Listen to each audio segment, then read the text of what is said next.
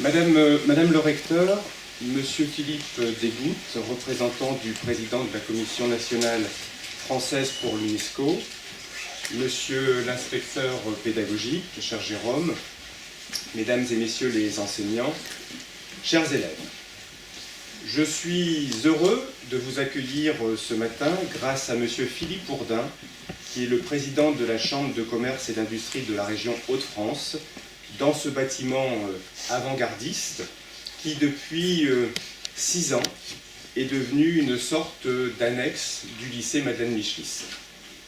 C'est en effet ici, dans cet amphithéâtre, que nous organisons régulièrement les conférences de notre parcours droit et sciences politiques, ce parcours qui a vocation à vous éclairer sur les grands enjeux du monde contemporain. Et ces conférences participent pleinement à l'éducation citoyenne. La citoyenneté est un axe majeur du projet d'établissement du lycée Madeleine Michlis. C'est pourquoi nous avons fait aussi le choix de contractualiser autour du parcours citoyen avec l'autorité académique, dans un souci d'évaluer nos actions, mais aussi de défendre la laïcité comme valeur nous permettant d'étudier tous ensemble.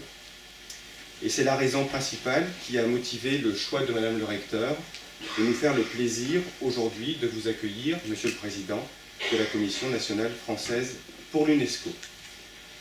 L'UNESCO, Organisation des Nations Unies pour l'éducation, la science et la culture, a été créée en novembre 1945 à la suite des dégâts et des massacres de la Seconde Guerre mondiale.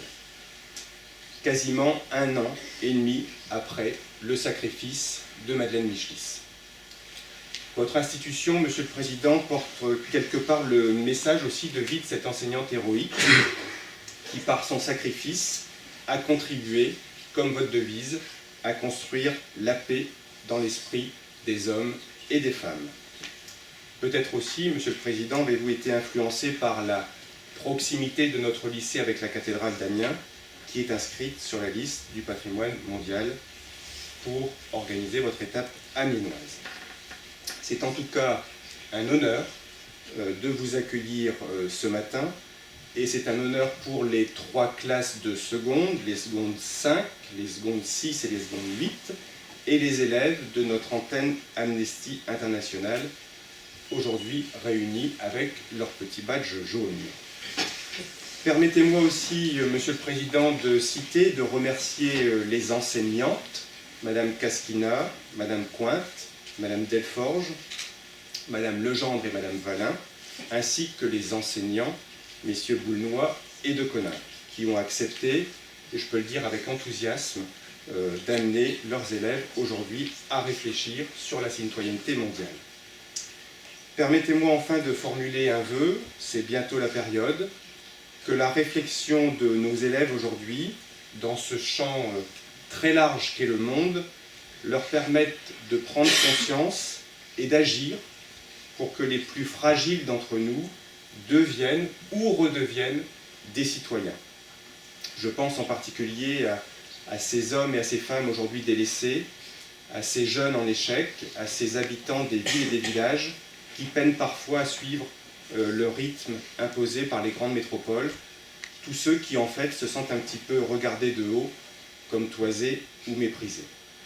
Si d'évidence il faut de tout pour faire un monde, autant que celui-ci soit juste et solidaire, car le citoyen cesse de l'être et se raccroche à n'importe quoi quand les repères collectifs n'existent plus. Je vous remercie de votre attention et je vous laisse bien volontiers la parole.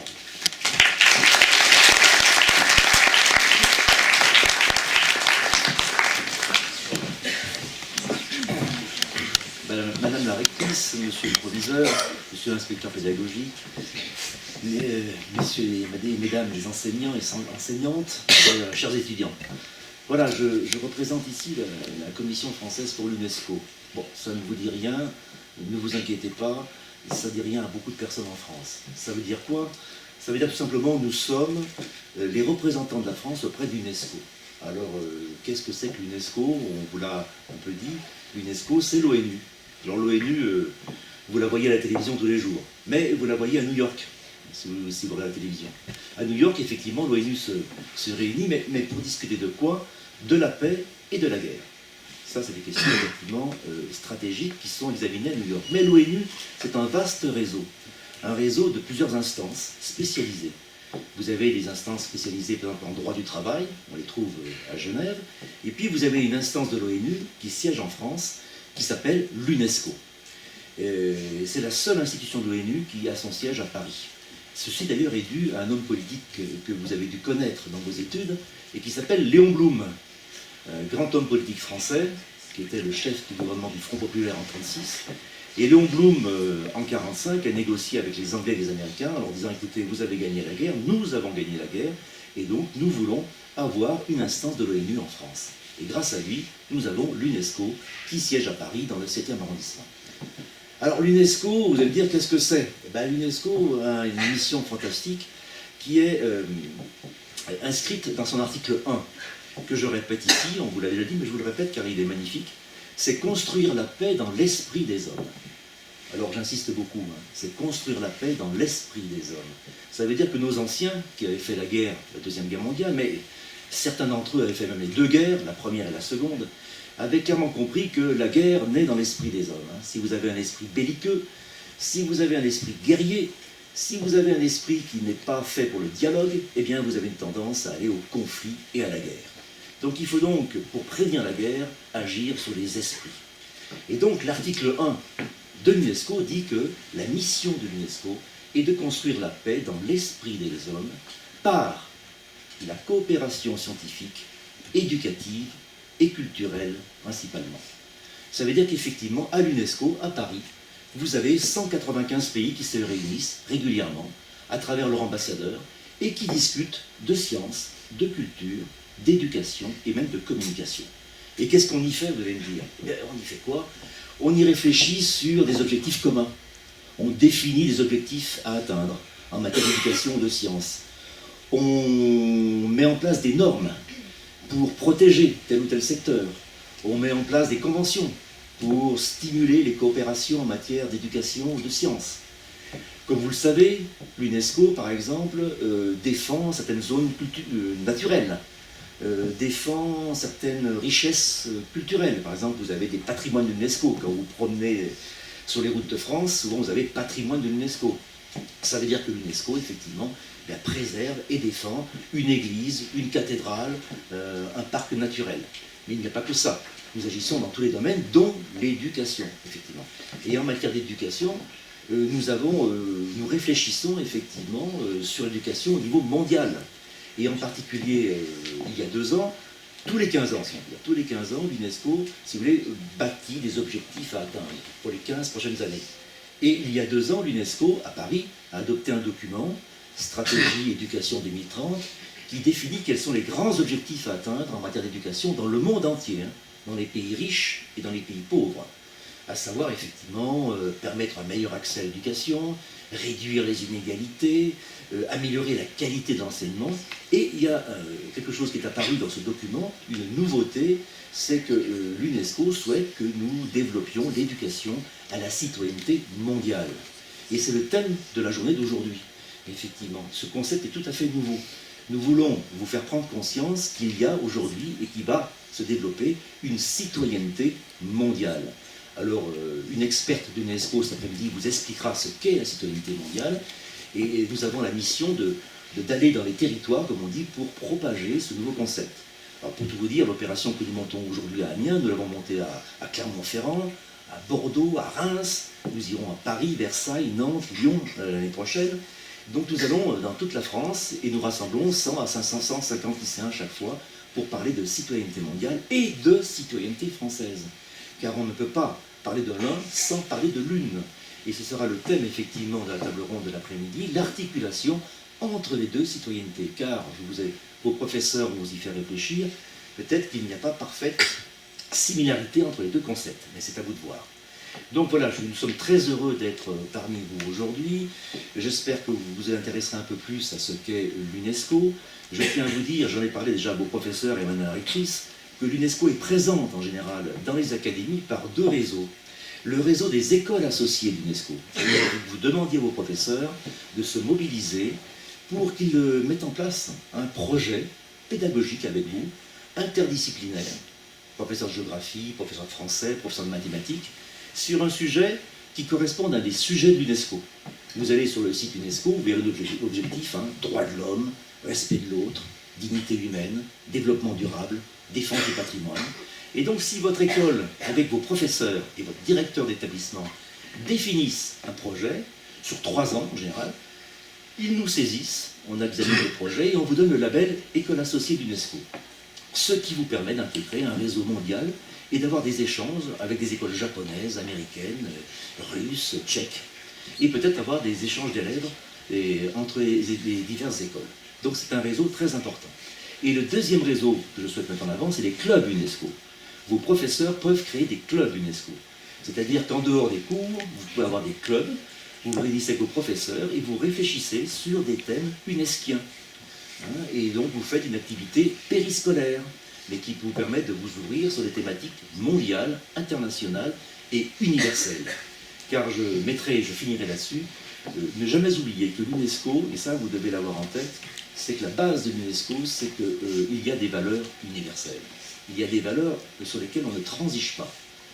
Et ces valeurs sont simples. C'est la défense des droits de l'homme, la liberté d'expression, le respect de l'autre, le respect de la dignité humaine, la tolérance, le dialogue, notamment. Et ces valeurs sont universelles. Elles sont la base de l'ONU, elles sont la base de l'UNESCO. Et aujourd'hui, il n'y a pas de relativisme en la matière. Ce sont des valeurs qui doivent couvrir tous les pays du monde. Et c'est à partir de ces valeurs que l'on construit les citoyennetés nationales et mondiales. Donc je vous souhaite de bien travailler ce matin. Nous serons parmi vous dans les ateliers et nous nous retrouverons cet après-midi pour la table ronde. Donc bon courage et bonne journée.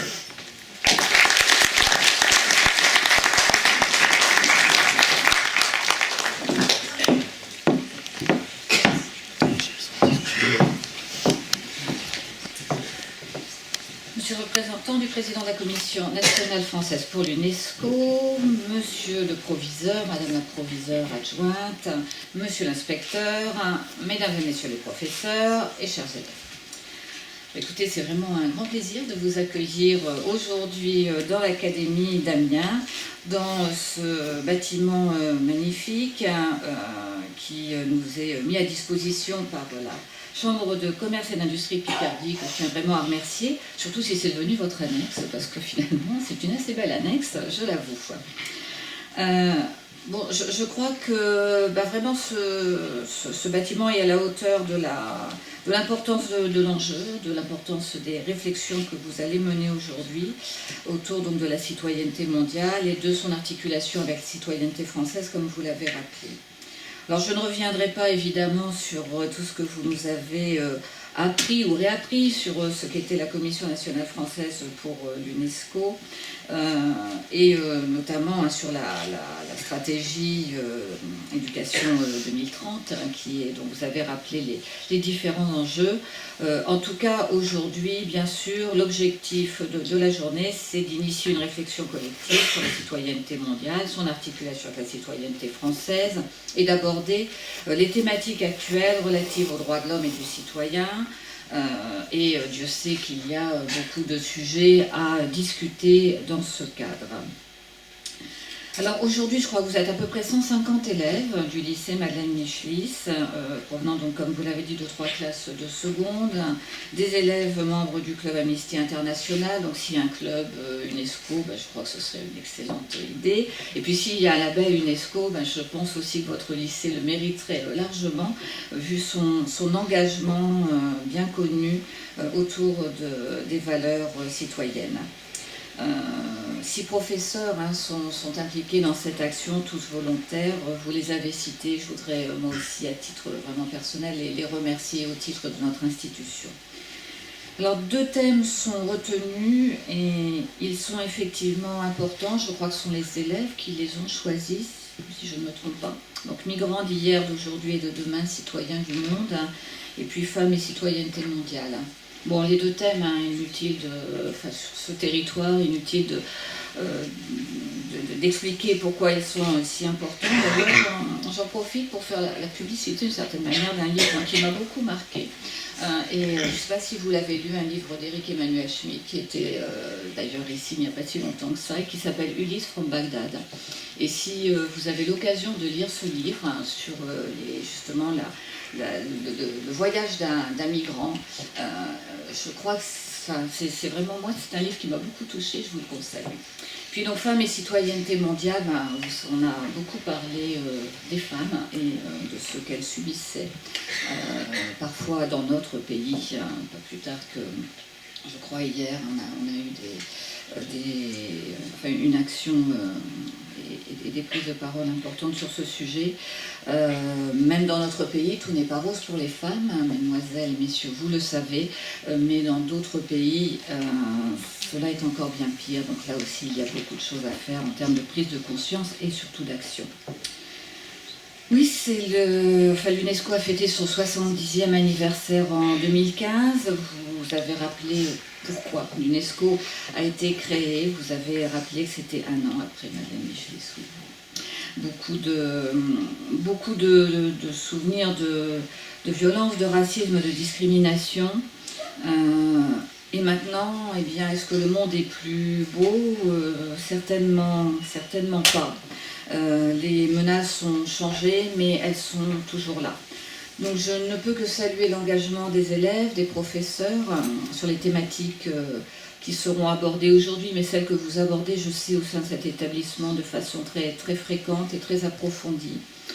Je crois que nous avons plus que jamais besoin de rapprocher les cultures par le dialogue sur la base de la compréhension mutuelle des droits humains. Et cela suppose certainement de repenser notre idée du progrès, du développement, de repenser notre vision de l'éducation. Mais en tout cas, la sensibilisation à la citoyenneté mondiale auprès des élèves est essentielle pour former des citoyens éclairés, leur donner des outils critiques pour comprendre le monde contemporain, qui n'est pas si facile à comprendre que cela, vous le savez, qui est particulièrement complexe maintenant, il l'a toujours été, remarquez. Mais cette complexité devient de plus en plus difficile à appréhender en fait pour beaucoup de nos concitoyens. Et je crois qu'il est un enjeu majeur de l'éducation nationale de rendre cette complexité accessible à tous. Vous connaissez l'engagement de notre ministre autour des valeurs citoyennes, autour des valeurs de laïcité, avec les différentes décisions qui ont été prises récemment. Et je crois que cette action s'inscrit vraiment très bien dans la stratégie de notre ministère.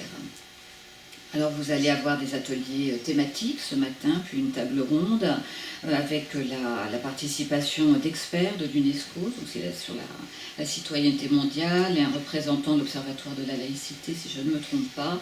Et nous allons accueillir également notre demi-mêlée de l'équipe de France féminine de rugby, qui, je crois, aura beaucoup de choses aussi à vous dire. Donc je voudrais, comme je ne serai pas avec vous cet après-midi, je voudrais les remercier pour leur participation. Et encore vous remercier tous, équipe éducative, équipe de direction du lycée Michelis, enseignants et vous tous élèves, pour votre engagement. Je vous souhaite une journée riche en échanges, en débats. Et comme en fait c'est bien joli de débattre, mais il faut proposer des actions et puis après il faut les mener, eh bien j'espère que vous aurez plein de propositions à nous faire, que nous pourrons les partager et que nous pourrons aussi mettre en œuvre des actions qui seront profitables à tous. Je vous remercie beaucoup.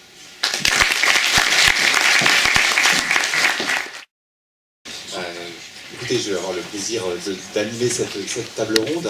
Donc on pourrait quand même reprendre sans reprendre un petit peu les remerciements de monsieur le proviseur, d'abord parce que j'ai eu la chance de pouvoir passer dans quelques ateliers et de voir l'état de votre réflexion. Donc vous remerciez vous et vos professeurs pour l'investissement autour de cette question. C'est évidemment un moment important. Donc d'abord bravo pour votre travail, et cet après-midi va permettre, non pas forcément de le conclure, mais peut-être d'être une ouverture, d'être vers une réflexion future que vous aurez peut-être le plaisir d'avoir ensuite. Alors nous souhaitons qu'au-delà des interventions de qualité qu'il va y avoir cet après-midi, parce que nous avons souhaité, pour cette table ronde, il y ait deux interventions qui élargissent le propos pour travailler sur cette citoyenneté mondiale, souhaitons qu'au-delà de ces interventions, évidemment, il y a un vrai temps d'échange avec vous. Il aura procédé de la manière suivante.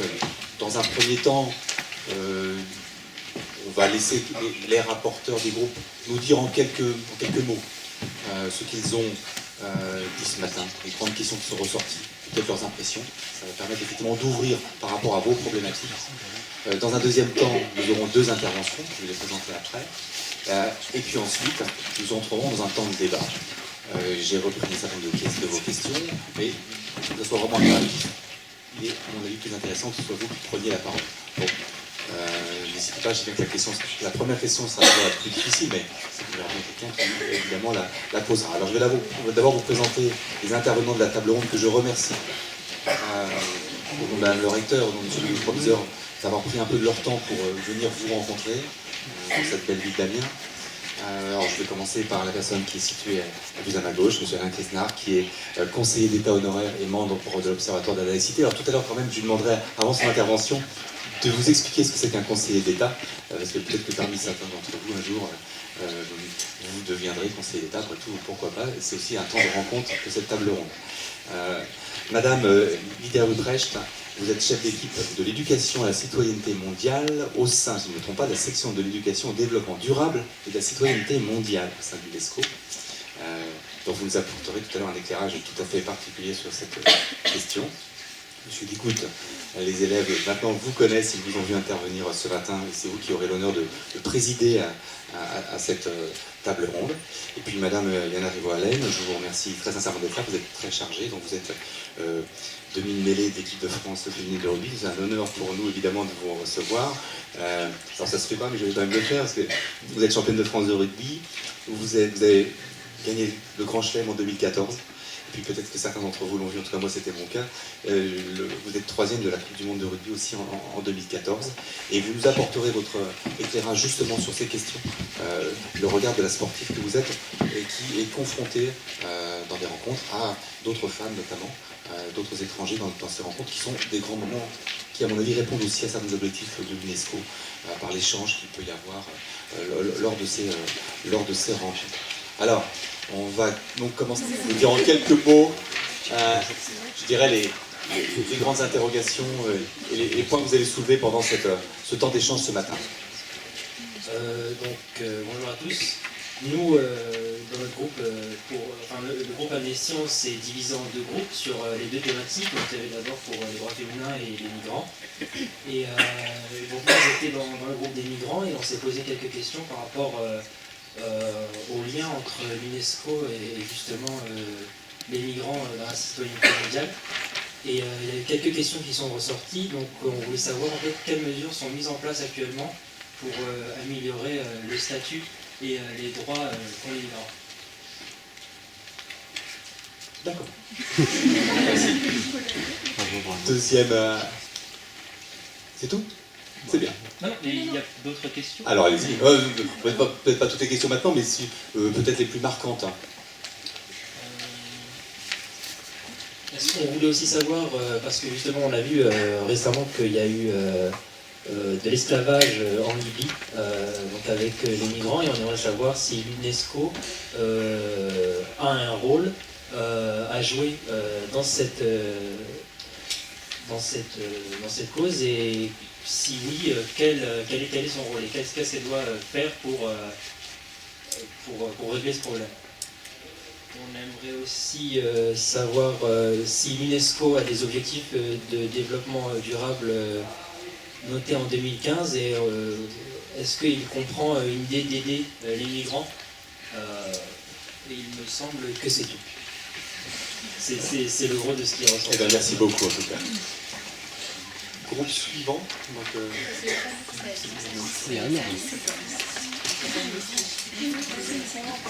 de l'autre côté.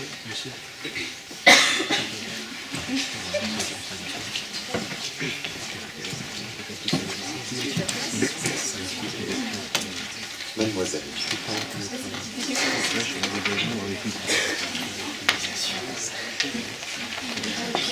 Notre groupe s'occupait de la place des femmes dans la citoyenneté à travers le monde.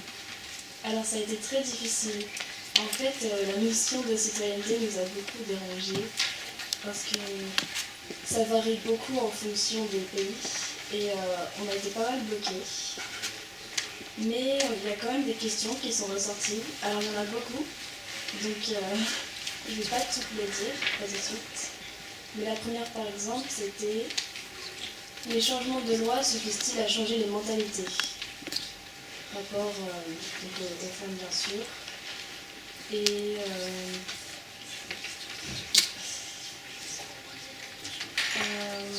ou alors, comment la mondialisation fait évoluer le statut de la femme? C'est difficile. Et il y en a d'autres, donc je ne pense pas à toutes les dire. Il y en a beaucoup là.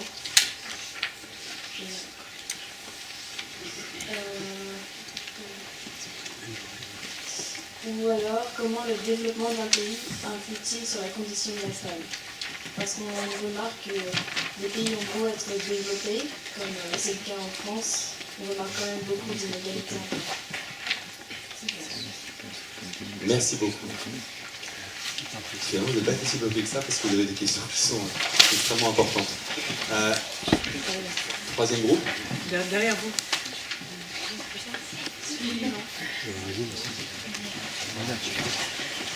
Bonjour. Déjà, merci de nous écouter.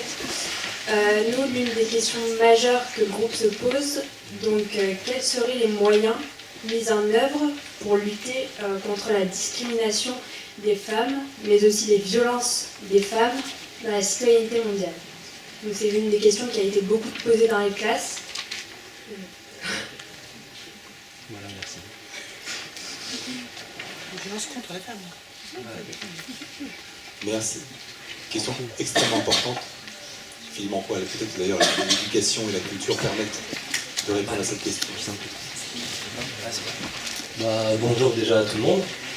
Dans notre groupe de seconde 6, on a cherché à savoir quelle place avaient les migrants par rapport à la citoyenneté nationale ou européenne. Comme par exemple comment intégrer les migrants à la citoyenneté mondiale, ou bien ce genre de questions, genre comment ils sont traités dans différents pays, dans les grandes puissances, ou bien pourquoi ils fuient leur pays. Et voilà. Merci beaucoup. Je pense.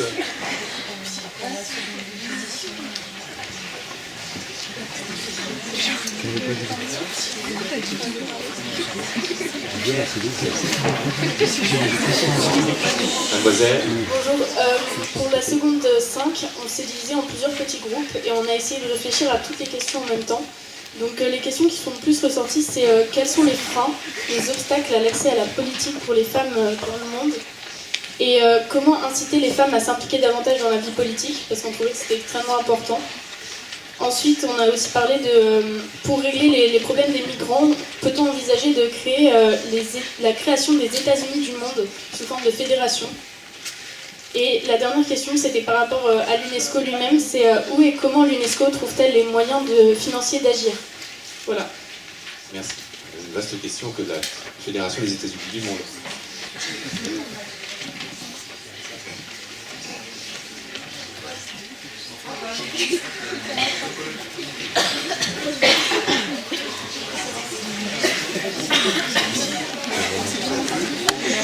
Alors, on va écouter votre collègue.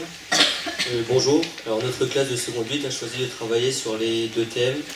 Nous avons travaillé par petits groupes, mené des recherches, puis nous avons échangé et discuté autour de nos questions. Voici les problématiques sur lesquelles nous avons travaillé. Tout d'abord, on a travaillé pour les droits des femmes. L'éducation des filles, le mariage précoce et forcé, le droit de vote, l'égalité au travail et le droit des femmes dans les pays en guerre. Pour les droits des migrants, la route des migrants est beaucoup et leurs conditions de voyage, les droits des migrants, les droits des citoyens français et le délit de solidarité, la politique d'accueil de la France et des villes comme Amiens face aux flux migratoires. Nous sommes heureux d'avoir travaillé dessus et nous sommes heureux aussi d'avoir pris la parole aujourd'hui. Et vous allez apprendre encore après, je l'espère, puisque le temps de questions sera évidemment ouvert. Je vous remercie en tout cas pour tout le monde est passé, je crois. Il reste un groupe. C'est bon. Donc on a déjà effectivement beaucoup de questions. Donc les intervenants ont préparé des interventions, nous allons les écouter. Ils apporteront déjà des réponses. Et puis dans le fil du débat, vous pourrez effectivement intervenir. Je crois que le plus simple sera de lever la main si vous avez une question à poser et on vous donnera le micro à ce moment-là. Et puis nous vous chargerons justement d'animer ce débat. Vous êtes très nombreux. On aura malheureusement un temps limité, mais je crois que l'intérêt, c'est au-delà du débat d'aujourd'hui, c'est ce que vous pourrez ensuite effectivement poursuivre dans votre établissement. Alors, on va commencer par Madame Icariotage, s'il vous plaît. Merci beaucoup.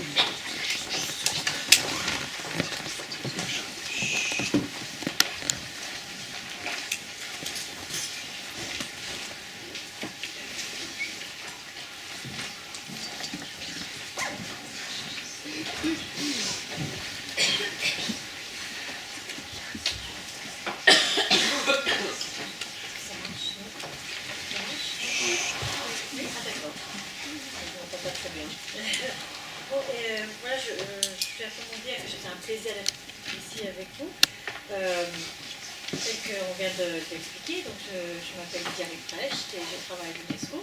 Un petit mot que je trouve toujours important de dire avant de commencer, c'est de dire un peu d'où je viens. Parce que c'est un peu ce qui fait l'intérêt aussi de l'UNESCO et des Nations Unies, c'est qu'on est une organisation qui rassemble des États, qui n'est constituée que d'États membres. Et on existe grâce à cette union des États. Et les personnes qui travaillent à l'UNESCO viennent du monde entier. Et inévitablement, le discours que nous portons, le travail que nous faisons, est marqué par cette expérience nationale, mais également internationale, et qui donne cette belle diversité dans notre vision et notre travail pour l'UNESCO. Donc, je suis canadienne, née au Mexique, d'origine polonaise, russe. Ça fait longtemps que j'habite ici à Paris, mais j'ai également travaillé au Sénégal. Et je passe beaucoup de temps à voyager dans différents pays du monde, à rencontrer les jeunes, et surtout les enseignants et les responsables des ministères de l'Éducation qui se penchent sur cette question de citoyenneté mondiale. Alors, qu'est-ce que c'est que cette citoyenneté mondiale? J'ai pu visiter un atelier, il y avait un groupe qui discutait sur la question, et déjà par vos interrogations pour l'instant. J'ai vu qu'il y avait différentes notions, concepts qui ont été abordés, des questionnements qui tâtonnent, qui essaient de clarifier qu'est-ce que c'est que cette citoyenneté mondiale. Et de toute évidence, c'est un concept encore assez flou. Et pour qu'on puisse avoir une bonne discussion, je propose de un peu mettre tout ça au clair du point de vue de l'organisation. Et pour démarrer, structurer un peu la chose, on va commencer avec deux images. Et j'aimerais poser la question. Qui sont les citoyens du monde? J'ai deux images, deux groupes de personnes. Une personne ici à droite, c'est un vignoble qui travaille à Bergerac, Dordogne, et un groupe d'individus de Santa Monica, Los Angeles, aux États-Unis. Et voilà, qu'est-ce que ça inspire? À la lumière de vos discussions sur qu'est-ce que c'est que la citoyenneté mondiale, où est-ce qu'on en est que c'est l'abstraction, c'est quelque chose de réel? Est-ce que c'est un ensemble d'attributs? Qu'est-ce que c'est des droits? Est-ce que c'est lié à la nation, à l'État? Est-ce que c'est une fédération internationale des États? Qui sont les citoyens du monde? Est-ce que quelqu'un aurait des éléments de réponse, quelque chose à proposer? Vous êtes pas timide, je vous ai vu dans l'atelier. Les citoyens du monde, c'est les gens qui vivent sur Terre, enfin, genre les habitants du monde. Genre, citoyens de la planète. Oui, c'est ça, les citoyens de la planète. D'accord. Donc, du coup, dans les deux cas, nous avons des citoyens du monde, du fait qu'ils sont sur la même planète. Ouais. Oui. Est-ce que quelqu'un d'autre a une autre interprétation, vision des choses?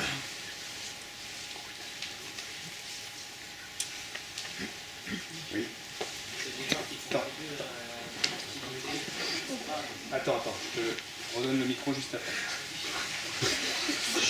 Je pense qu'il y a la Déclaration universelle des droits de l'homme et du citoyen et que cette déclaration elle regroupe un groupe d'individus et ces groupes d'individus ils forment les citoyens du monde. Vu cette déclaration est universelle. Oui, effectivement. C'est une forme de valeur partagée.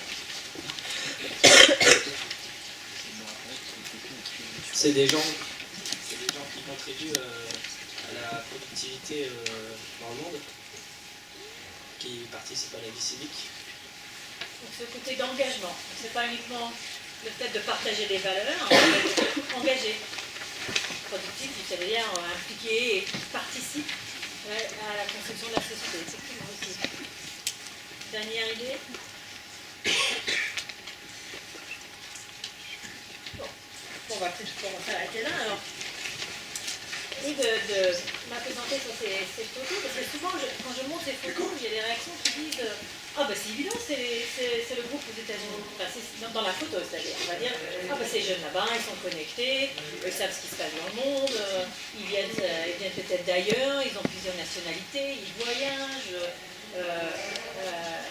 ils ont l'air d'être plutôt aux études, voilà.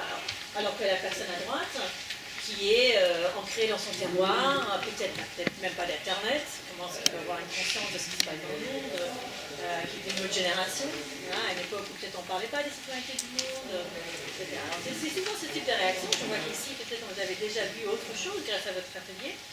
Et ce que j'aime à dire en regardant ces images, c'est que c'est peut-être tout le contraire.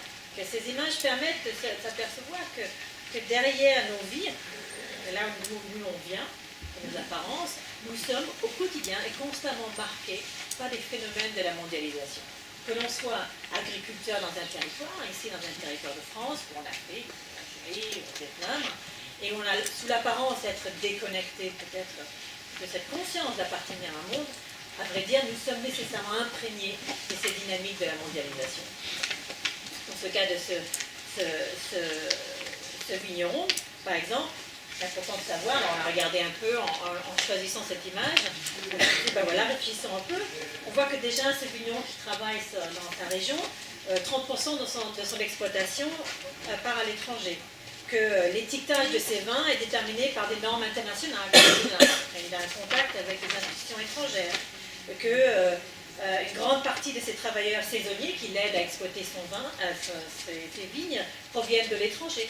Il travaille avec des gens d'ailleurs. Il interagit avec des normes du travail d'autres pays. Et même les vignes d'où viennent-elles?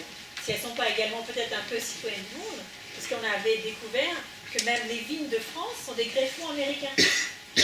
Au XIXe siècle, la vigne française a été détruite, les historiens peut-être me corrigeront avec précision, mais les vignes françaises ont été détruites et ont pu être rétablies en France grâce à des greffons produits dans les États-Unis. Eux-mêmes qui viennent de plantes aux États-Unis. Donc on voit que même au niveau de cette production qui paraît du terroir est imprégnée déjà très tôt des processus de mondialisation. Alors tout ceci m'amène à simplement introduire cette idée de citoyenneté mondiale. Alors la définition que nous avons à l'UNESCO de cette citoyenneté mondiale est à vrai dire toute simple et rejoint ce que vous avez dit. C'est un ensemble de valeurs et d'engagements. La citoyenneté mondiale est avant tout un sentiment d'appartenance à une grande communauté humaine et qui met l'accent sur cette interdépendance et constante et qui remonte au début des temps entre politiques économiques, sociales et culturelles, entre les individus, les sociétés et les institutions et les États, mais aussi qui lie le local, le national et régional et le mondial. Ou dit autrement, il s'agit donc d'une communauté humaine, donc également planétaire, unie par des valeurs. Et ces valeurs sont, pour les Nations Unies, bien sûr ancrées sur la Déclaration universelle des droits de l'homme, qui partagent un sens de responsabilité à préserver les biens communs, notamment, et à agir pour la construction de la paix dans le monde. Et un point très important, c'est une citoyenneté qui s'autoproclame et qui n'est pas octroyée. C'est en sens que c'est une aspiration. C'est une volonté et une aspiration de nos sociétés, un horizon moral et éthique, vers lequel les sociétés s'engagent, les individus s'engagent à tendre. Alors, ceci est aussi, en introduisant ces éléments-là, qui sont autoproclamés et non pas octroyés, d'introduire cette idée fondamentale, l'idée clé de notre compréhension de la citoyenneté mondiale à l'UNESCO, que ce sont les États qui fondent la communauté internationale, et notamment les Nations Unies. C'est grâce aux États membres, on les appelle, qu'il y a les Nations Unies, qu'on peut s'entendre et travailler ensemble.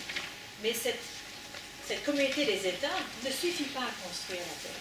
On a pris conscience de ça après la Deuxième Guerre mondiale, et ce qui a fondé les Nations Unies, c'est que la paix également se construit dans l'esprit des hommes. Je crois que M.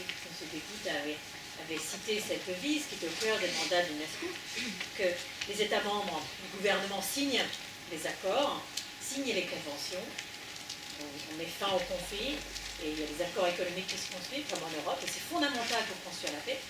Mais c'est un point de départ, une condition nécessaire, mais peut-être pas suffisante.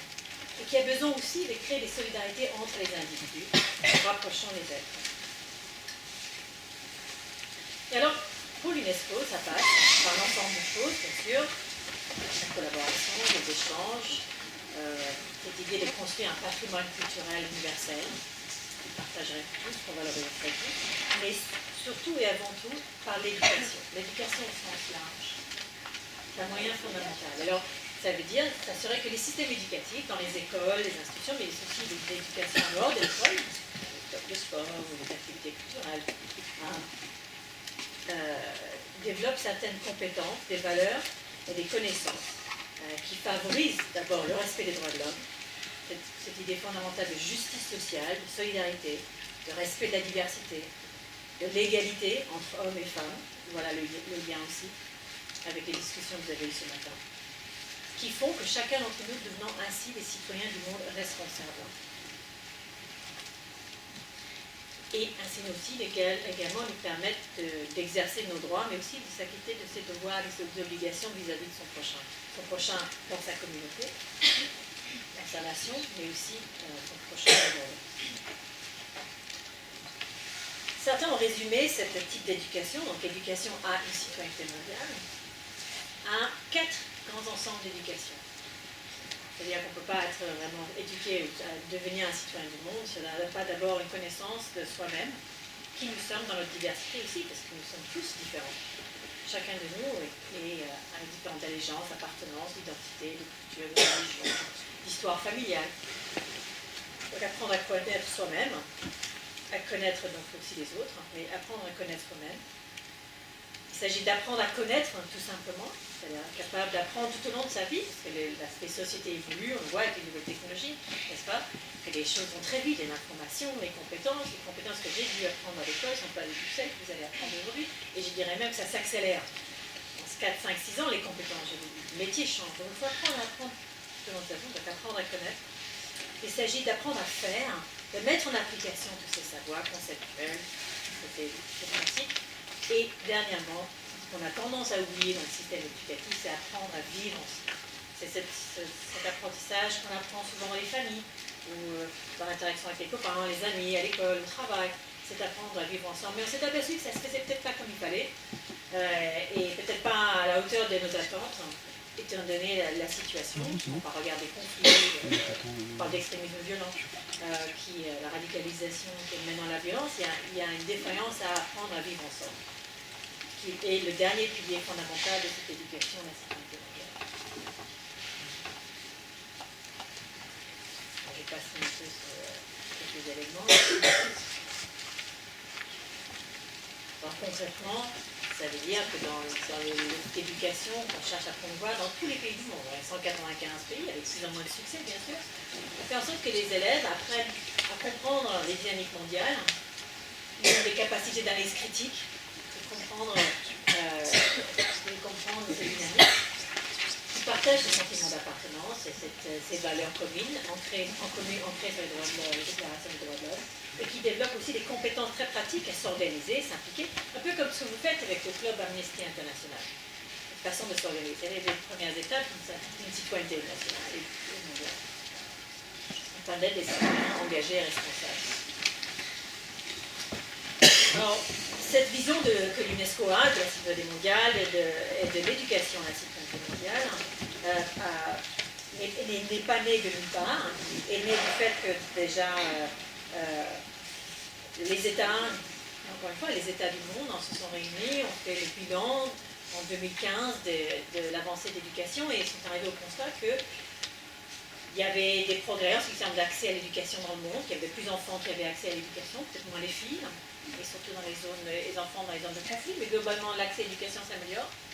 Mais il y a un vrai problème de qualité, c'est que les enfants vont à l'école, mais soit ils sortent de l'école, ils ne savent pas lire et écrire, ils n'ont pas moyen d'avoir les métiers qu'ils aspirent, ou bien ils n'arrivent pas à construire cette société pacifique et stable et durable qui est quand même l'aspiration de tous.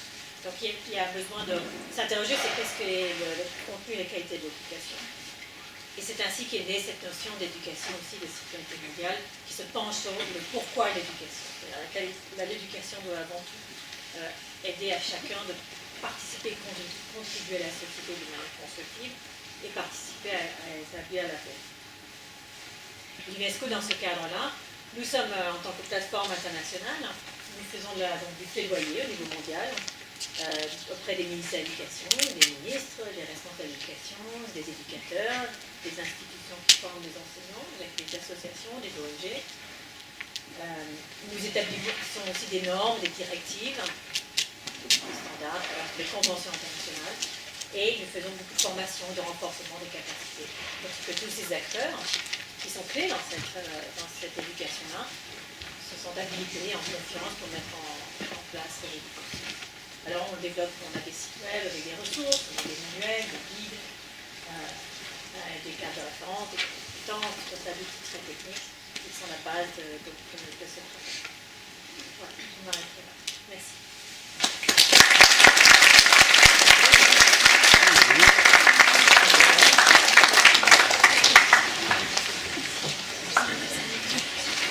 Alors on va passer la parole à M. Besnard, ce sera plus simple, et ensuite on verra effectivement les réactions que vous pouvez avoir à ces deux interventions.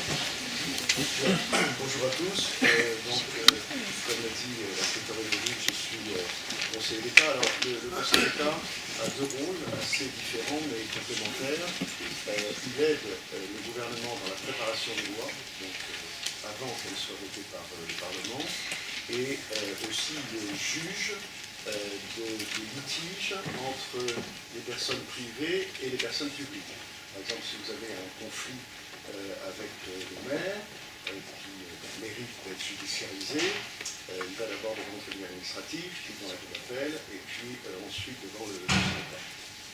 Si vous contestez un décret du gouvernement ou du président de la République, et que vous avez ce qu'on appelle un intérêt pour agir, c'est-à-dire qu'il vous concerne directement, vous pouvez demander l'annulation de ce décret devant le Conseil d'État. Donc je vais évidemment vous parler un peu en termes juridiques, mais je vais essayer aussi de répondre à certaines de vos questions. Alors je commence par une provocation, mais qui n'est pas de moi, qui est de Régis Debray, que certains d'entre vous connaissent peut-être, qui est un philosophe qui a joué un rôle dans la vie publique, à propos de vivre ensemble. Alors, moi, vivre ensemble, c'est une expression que j'aime beaucoup, pas du tout. Et sa réaction, c'est, et il l'a dit plusieurs fois dans des conférences d'ailleurs, vivre ensemble, c'est le propre des vaches dans un pré. Les hommes, ils font société. Et on pourrait presque dire, ils font citoyenneté. Donc, dans citoyenneté, il y a l'idée d'être pas simplement à côté sans se battre, il y a l'idée aussi de faire des choses ensemble, d'avoir des liens, d'avoir des valeurs communes. Deuxième paradoxe, mais j'adhère tout à fait à l'objectif de citoyenneté du monde de l'UNESCO, mais en un sens, si on atteint la citoyenneté du monde, il n'y a plus de citoyenneté dans un sens, le sens originel, puisque la citoyenneté, c'est l'appartenance qui exclut d'autres. Au départ, c'est le fait d'appartenir à une cité, donc dans l'origine dans la Grèce ou dans la Rome antique, et c'est un mot qui a un peu dérivé vers la nationalité. On va voir aussi que citoyenneté et nationalité, ça n'est pas tout à fait la même chose. S'il y a la citoyenneté du monde, tout le monde est citoyen. Il n'y a plus d'étrangers. Tout le monde, au fond, a les mêmes valeurs. Il n'y a pas besoin de revendiquer une citoyenneté, d'opposer une citoyenneté à une autre. Donc c'est un objectif que je crois intéressant. Alors je ne sais pas si on l'atteindra dans 10 ans, dans un siècle, dans un millénaire, mais en tout cas c'est un objectif. Donc ça n'est pas atteint. Et pour l'instant, les citoyennetés sont nationales ou éventuellement régionales. Et là, il faut dire un mot avec autant de... Moi j'ai autant de questions que de réponses, donc ça suscitera de votre part d'autres questions et des réponses. Il faut, je crois, dire un mot de l'organisation de la société internationale. On est dans un monde où les États-nations subsistent, parce qu'elles ont une histoire, parce qu'elles ont des valeurs qui ne sont pas tout à fait les mêmes, elles ont parfois des intérêts aussi qui sont divergents. Alors, après la Première Guerre mondiale, on a constitué la Société des Nations, après la Deuxième, on a constitué l'Organisation des Nations Unies, et on peut se dire, alors, tout petit sens de la citoyenneté, que, en effet, ça a été cité d'ailleurs par un des intervenants, la Déclaration universelle des droits de l'homme, d'ailleurs a été inspirée en partie par la Déclaration française, par René Cassin, c'est un élément de citoyenneté mondiale, dans la mesure où tous les États qui ont adhéré, qui ont ratifié, sont censés promouvoir ces valeurs pour leurs citoyens. Donc il y a un embryon. Mais l'ONU, vous le savez bien, ne prend pas beaucoup de décisions. Les décisions que l'Assemblée générale peut prendre ou le Conseil de sécurité peuvent être bloquées par un droit de veto des grandes puissances. Donc ça n'est pas une organisation qui gère le monde. C'est une organisation qui permet un dialogue, et quand il y a un accord assez large, on peut en effet avancer, y compris par des choses concrètes, comme les opérations de maintien de la paix. Après, il y a d'autres organisations internationales qui sont intéressantes. Vous avez parlé de discrimination. Une avancée très importante, par exemple, c'est la Cour pénale internationale. La Cour pénale internationale, au-delà de la responsabilité traditionnelle des États qui est de juger ses ressortissants, peut, dans certaines situations, par exemple la guerre des Balkans, mais aussi des génocides en Afrique, s'emparer au sens propre et au figuré, enfin d'un problème, et puis il y a la personne qui a créé le problème, qui est suspectée, pour le traduire en justice et le condamner. Et il y a un tribunal international composé de juges internationaux qui appliquent ce droit. Après, il y a les organisations régionales. Donc nous, on connaît l'organisation européenne. En fait, il y en a deux. Il y a l'Union européenne, donc des 27, bientôt 26, peut-être plus après si certains entrent. Et il y a le Conseil de l'Europe, qui est beaucoup plus large, qui va jusqu'à la Fédération de Russie. Et chacun a une charte des valeurs. Il y a une charte des valeurs de l'Union européenne, et il y a la Convention européenne des droits de l'homme, qui est appliquée par la Cour européenne des droits de l'homme, qui est à Strasbourg, qui peut intervenir sur des conflits entre une personne d'un État et cet État après les juridictions nationales. C'est-à-dire que la France, par exemple, peut être condamnée, et l'a été d'ailleurs, pour traitement d'étrangers ou des nationaux d'ailleurs dans les procès. Par exemple, quand la personne était emprisonnée à titre provisoire trop longtemps avant d'être jugée, donc la Cour européenne des droits de l'homme peut condamner la France à la demande d'un Français. Bon, ça c'est quand même un embryon sérieux de situation d'organisation internationale.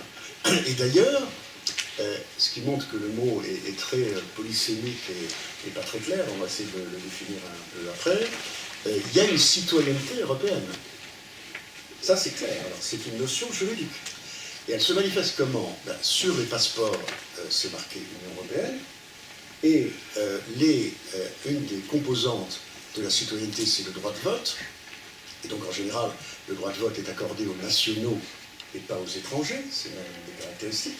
Sauf que, précisément, pour l'Union européenne, si par exemple vous êtes français, que vous vivez aux Pays-Bas, vous pouvez vous inscrire pour les élections européennes, bien sûr, là vous allez voter aux Pays-Bas, et vous pouvez aussi être candidat à une élection municipale aux Pays-Bas. Il y a des étrangers qui sont élus dans les conseils municipaux en France, à condition que sur le bulletin de vote, il y ait la nationalité, ils sont élus, et voilà. Bon, donc ça, on voit bien que la notion de citoyenneté n'est pas purement nationale. De même, citoyen et ayant une nationalité, c'est pas tout à fait la même chose. Par exemple, quelqu'un qui est condamné pénalement, de manière importante, évidemment pas pour une contravention pour stationnement, mais peut être, en plus de l'amende ou de la peine de prison, privé de ses droits civiques. Privé de ses droits civiques, c'est privé d'une partie de sa citoyenneté, puisqu'il ne peut plus voter, et qui a d'ailleurs d'autres droits dont il est déchu, éventuellement les droits de parentalité. En revanche, il ne perd pas sa nationalité. Donc c'est pas la même chose. D'ailleurs, le débat sur la déchéance de nationalité, qui a eu lieu après les attentats de novembre 2015, certains, alors vous étiez encore plus jeunes que maintenant, mais enfin certains en ont peut-être eu écho, en tout cas les enseignants, est un débat qui a beaucoup divisé la société française, justement, sur ce thème, privé des droits civiques pour un temps, privé des droits de vote, c'est concevable, privé de sa nationalité, c'est-à-dire faire de quelqu'un, en particulier s'il n'a pas de double nationalité, un apatride, c'est très grave. Alors revenons sur la citoyenneté nationale, puisque pour l'instant c'est quand même la principale. Et en quoi cette notion de citoyenneté peut rejoindre vos interrogations. Alors je ne vais pas abuser des textes, mais je vais citer, d'autant que c'est affiché dans les couloirs, 3 articles de la Déclaration des droits de l'homme, c'est-à-dire de l'homme et de la femme, et du citoyen. Le premier, l'article premier, c'est les hommes naissent et demeurent égaux en droit. Ça, évidemment, c'est fondamental, puisque c'est au moment de la Révolution, mettant fin à l'Ancien Régime, où il y avait 3 classes de citoyens, si on veut. Enfin, en tout cas, 3 catégories de personnes qui n'avaient pas les mêmes droits. L'autre article, c'est l'article 6, les citoyens concourent à la formation de la loi. Et l'autre que je veux citer, c'est l'article 10, nul ne peut être inquiété pour ses opinions, même religieuses, pourvu que leur manifestation ne trouble pas l'ordre public. Donc, qu'est-ce que ça veut dire? Ça veut dire le principe d'égalité, la participation au débat politique et la libre expression. Voilà. Sauf, évidemment, si ça crée un trouble. Alors, revenons sur ces différents points. Les hommes demeurent, donc naissent et demeurent libres et égaux. Qu'est-ce que ça veut dire? L'égalité, on le sait bien, liberté, égalité, fraternité, on a repris ces éléments. Les gens ne sont pas égaux dans leur niveau de vie, les gens ne sont pas égaux dans leur talent, ça c'est sûr, mais enfin, ils sont égaux en dignité, ils sont égaux en reconnaissance de leur potentialité. Et donc ils sont égaux dans leurs droits. Alors comment ça s'applique aux 2 catégories que vous avez pointées, les hommes et les femmes? Malgré la déclaration des droits de l'homme et du citoyen, donc qui ne date pas d'hier, comme vous savez, les femmes longtemps n'ont pas été égales en droit. C'est-à-dire que pendant longtemps, jusqu'au gros à la Troisième République, pour faire court, elles n'avaient pas une pleine capacité juridique.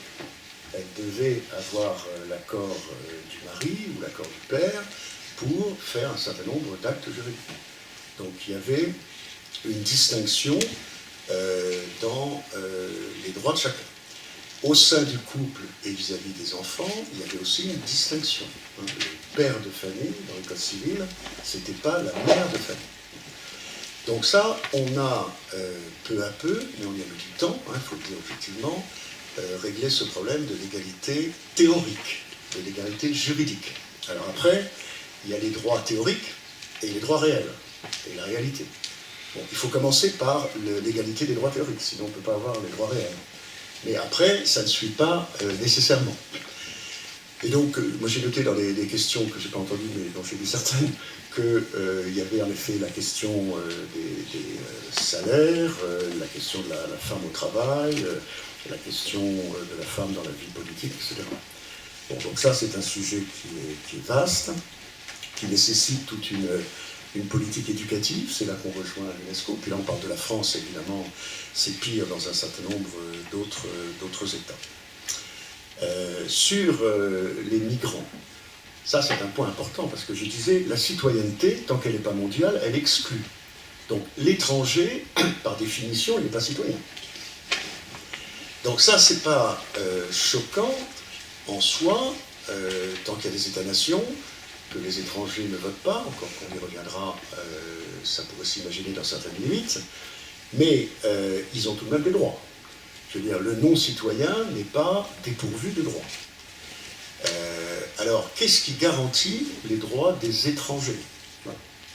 Donc, il y a des conventions internationales, celle au niveau régional des droits de l'homme, l'européenne des droits de l'homme, la convention de l'ONU, et puis sur certaines catégories d'étrangers, comme par exemple les réfugiés, il y a des textes internationaux, notamment la convention de Vienne, qui garantit les droits des réfugiés, la nécessité de prendre en compte leur situation, et une fois qu'ils sont déclarés réfugiés, ils ont des droits particuliers. Alors encore faut-il après appliquer les critères, mais ça a été élargi. Par exemple, pendant longtemps, il fallait démontrer qu'on était persécuté par l'État dont on était originaire. Maintenant, il y a ce qu'on appelle la protection subsidiaire. On peut avoir ce statut de réfugié ou cette protection subsidiaire si on appartient à un groupe qui est persécuté. Par exemple, les homosexuels dans certains pays.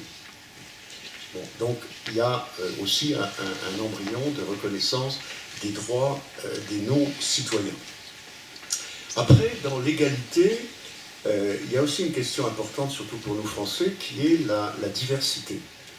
C'est-à-dire, on est un État unitaire d'origine jacobine, où on a peu à peu éteint la plupart des langues régionales, et au fond, on ne tolère pas beaucoup, notre ADN n'est pas tellement porté à la diversité. D'autres le sont beaucoup plus. Alors à partir de quel moment la diversité devient un problème pour la citoyenneté, c'est-à-dire pour l'appartenance commune?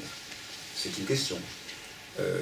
Tout le mouvement de la Troisième République, et notamment de l'éducation, a été de réaliser une unité éducative et notamment une unité linguistique.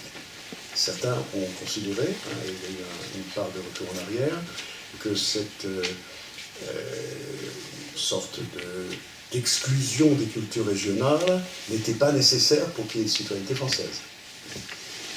Dans d'autres régions, vous l'avez peut-être entendu ces jours-ci, certains parlent d'une citoyenneté locale, au fond, une citoyenneté corse par exemple. Donc moi je ne sais pas, ça c'est un débat ouvert.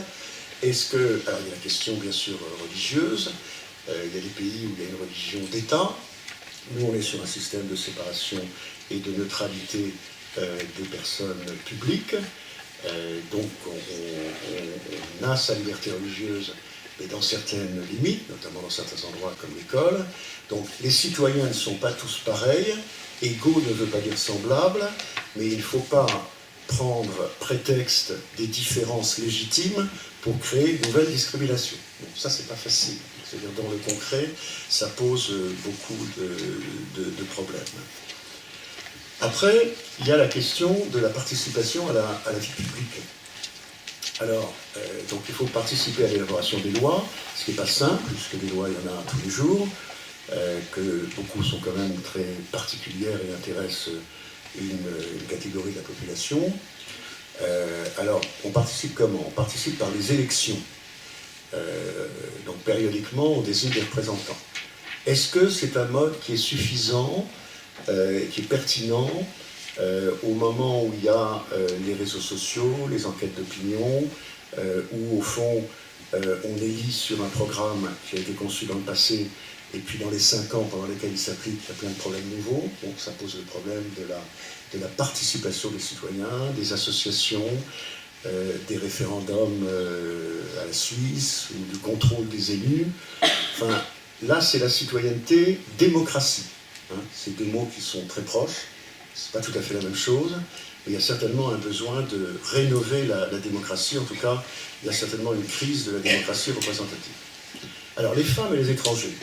Bon, la France, qui se définit beaucoup comme pays des droits de l'homme, pour le coup, alors, a mis du temps à reconnaître le droit électoral des femmes, puisqu'il a fallu attendre après la Deuxième Guerre mondiale, alors que la Grande-Bretagne, elle, avait accordé le droit de vote après la Première. Bon, donc, quand on dit en 1848 c'est le suffrage universel, c'est le suffrage universel de la moitié de la population. C'est donc pas spécialement universel. Après, il y a les jeunes. À quel âge on doit voter? Donc c'était 21, c'est 18, certains disent 16. À 16 ans, on a certains droits civils particuliers, on peut être émancipé. Au plan pénal, la majorité sexuelle, c'est 15 ans. Donc, quel est le bon âge pour voter? Donc ça, c'est dans la définition des citoyens, au sens électoral du terme. Après, il y a les étrangers. Donc je disais, un étranger peut voter en France quand il est membre de l'Union européenne, mais longtemps, il y a eu un débat, pour l'instant il ne ressurgit pas, mais il reviendra peut-être, sur les étrangers devraient voter aux élections locales, par exemple aux élections communales. Ils vivent dans une commune, ils payent des impôts. Hein. Un étranger qui vit en France, il paye des impôts pour la vie communale, il n'a pas le droit de voter. Alors, est-ce que le droit de vote doit être lié totalement à la citoyenneté-nationalité, ou est-ce que, dans certains domaines, qui tout de même traduiraient, pas une citoyenneté du monde encore, mais en tout cas une ouverture sur d'autres citoyennetés, on pourrait aller un peu plus loin. Alors après, pour terminer sur ce recueil de questions et de réponses, nul ne peut être inquiété pour ses opinions. Donc ça, c'est une question également difficile en un sens. Dans un premier sens, ça veut dire on peut tout dire. Bon, mais évidemment, on ne peut pas tout dire, parce qu'on peut dire des choses qui sont fausses et qui nuisent à d'autres. Il y a la question des lois mémorielles, vous savez, c'est-à-dire qu'on ne peut pas, c'est punissable pénalement, nier, par exemple, la Shoah. On ne peut pas nier le génocide arménien. Voilà. Donc il y a un certain nombre, on ne peut pas non plus dire que l'esclavage, qui était d'ailleurs par parenthèse la privation de toute citoyenneté, alors pour le coup, qui était aussi la situation des indigènes dans les colonies françaises jusqu'en 1946, pas de droit de vote, on ne peut pas dire que le retour à l'esclavage proclamait qu'il faut revenir à l'esclavage. Ça c'est interdit. Et le problème, c'est pas seulement d'interdire, le problème c'est de démonter maintenant les informations qui sont fausses, qui induisent en erreur, les fake news. Voilà, c'est comment permettre l'expression des opinions, les relais des opinions, la presse libre, les réseaux libres, et en même temps éviter les manipulations. Donc pour résumer, mais en étant très preneur de toutes vos questions sur tout ça, il n'y a pas de citoyenneté mondiale, c'est dommage. La citoyenneté reste pour l'instant nationale et dans une certaine mesure régionale. Il faut certainement constituer, pour aller vers la citoyenneté mondiale, d'abord des citoyennetés régionales, et par exemple européennes, plus fortes. Après, la citoyenneté proclame des valeurs, dont la liberté et l'égalité. C'est loin d'être réalisé, en ce qui concerne les femmes, dans les faits, même si c'est réalisé dans le droit, un peu partout. Puis après, la citoyenneté, dans la mesure où elle n'est pas mondiale, elle reste exclusive. Il y a ceux qui sont dedans et ceux qui sont dehors. Ça, c'est évidemment inévitable dans la mesure où ceux qui sont étrangers ici ont gardé leur citoyenneté ailleurs, hein, sauf s'ils sont apatrides. Mais en même temps, ce n'est pas satisfaisant parce qu'avec la mondialisation et le fait qu'on est tous citoyens du monde, alors au sens non juridique, c'est-à-dire qu'on circule, on travaille là, après on va travailler ailleurs, etc. Les droits des étrangers doivent certainement être mieux assurés, peut-être par le droit de vote qui à ce moment-là rendra sensible les personnels politiques à leur vote. Hein, ça sera aussi un moyen de pression. Et évidemment, ça doit jouer pour les plus faibles, les plus vulnérables. Ceux qui sont réfugiés, ils sont protégés au nom de leurs opinions menacées, mais évidemment ceux qui sont dans la situation la plus difficile, ce sont les migrants économiques parce qu'ils ne sont pas couverts par cette législation protectrice et ils dépendent de la législation de chaque État, difficilement harmonisée au niveau européen. Voilà, merci, j'étais un peu long, excusez-moi.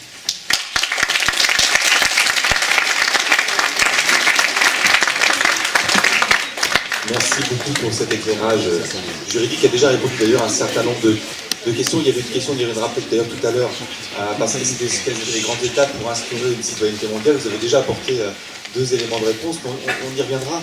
Mais avant de passer aux questions, je voudrais quand même interroger ma voisine de gauche, une sportive de haut niveau et qui est confrontée à des relations avec évidemment d'autres femmes, d'autres pays. En quoi le fait d'être une sportive, de pratiquer des grandes compétitions internationales, finalement c'est un acte de citoyenneté, peut-être un premier acte de citoyenneté mondiale, finalement, et y compris pour les femmes.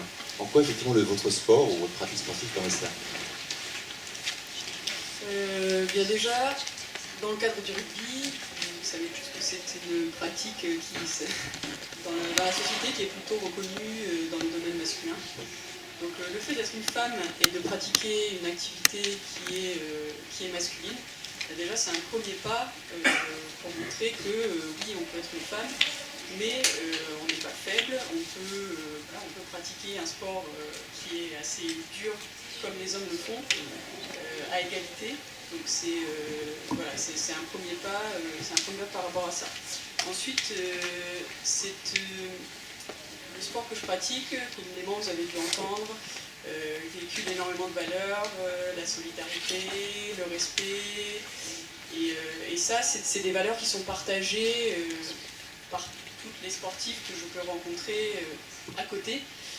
Cette valeur cette notion de convivialité aussi, qu'on entend beaucoup dans le rugby, on entend parler des troisièmes mi-temps, c'est des moments qui sont vraiment conviviaux, où on peut discuter, on peut échanger, même si sur le terrain des fois c'est dur, une fois qu'on est sorti du terrain, il n'y a plus du tout d'animosité et on partage toutes ces valeurs de rugby que sont la solidarité, le respect de l'adversaire, etc.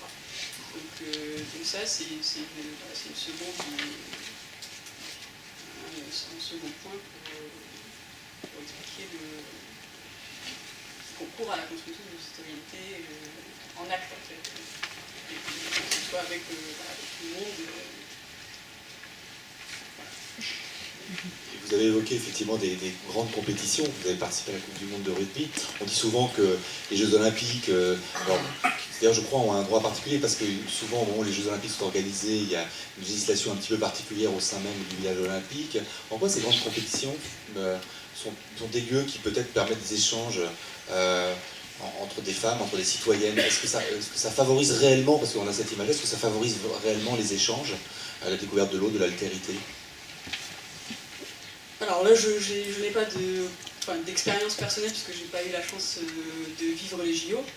Après, j'ai eu la chance de vivre une Coupe du Monde, effectivement, d'en vivre deux même, où je me suis retrouvée effectivement à vivre avec plusieurs équipes. En 2014, on vivait avec les Irlandaises, les Canadiennes, et puis une autre équipe dont je dis qui c'était. Et puis cette année, on a eu la chance aussi de vivre tout au même endroit, toutes les équipes qui participaient à la compétition. Et c'est vrai que ça permet forcément par la proximité, ça permet les échanges, même si des fois c'est un peu difficile parce que on croise toute la journée des filles qu'on va rencontrer le soir, c'est un peu tendu, mais voilà, après on se retrouve quand on se croise, on discute des matchs, on revient sur ce qui s'est passé, et donc ça c'est un vrai lieu d'échange, un vrai lieu de convivialité. Et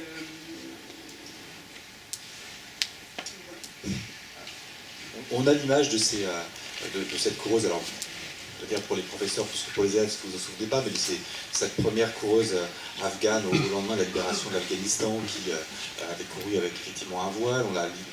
On a eu récemment écho de ces deux cyclistes femmes afghanes qui en France participent à un club. En quoi ces compétitions sont peut-être des lieux d'émancipation pour la femme et finalement de faire d'elles des citoyennes, parce que je crois d'ailleurs qu'elles faisaient du sport en France avant d'être des citoyennes, en tout cas par le vote.